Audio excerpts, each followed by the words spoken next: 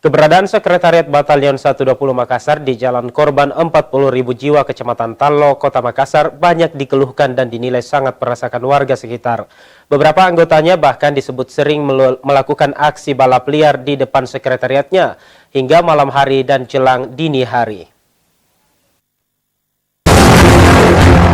Keberadaan Sekretariat Batalion 120 Makassar banyak dikeluhkan dan sangat dinilai meresahkan warga sekitar di Jalan Korban 40.000 jiwa, Kecamatan Tallo, Kota Makassar, Selasa pagi. Beberapa anggotanya sering melakukan aksi balap liar depan sekretariatnya, padahal malam hari hingga jelang dini hari.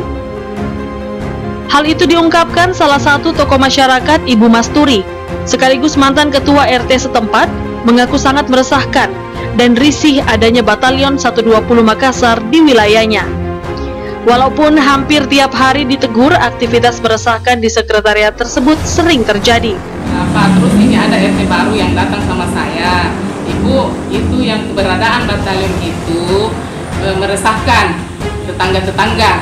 Katanya dia ribut, jadi saya tegur. Seperti itu, dan itu sudah beberapa kali saya tegur. Dia bilang itu RT yang mengadu sama saya. Terus tetangga yang lain mengatakan seperti ada penjual kasihan tetangga itu di tetangga batalion. Dia bilang dia parkir kendaraan sembarangan, dia tidak tabe-tabe begitu, dia tidak menghargai orang, bahwasanya saya parkir dulu anuku begitu. Senyumnya juga susah, Pak, maksudnya saya sapa-sapa orang tetangga-tetanggamu, seperti itu, Pak. Terus naik motor kalau tengah malam, maksudnya keras mesinnya, Pak. Seperti itu. Itu keluhannya juga masyarakat. Aktivitas pemuda di tempat tersebut mulai terjadi sejak peresmian Sekretariat Batalion 120 Makassar pada 22 Juli 2022 lalu hingga saat ini. Rusmawandi Rara, Celebes TV.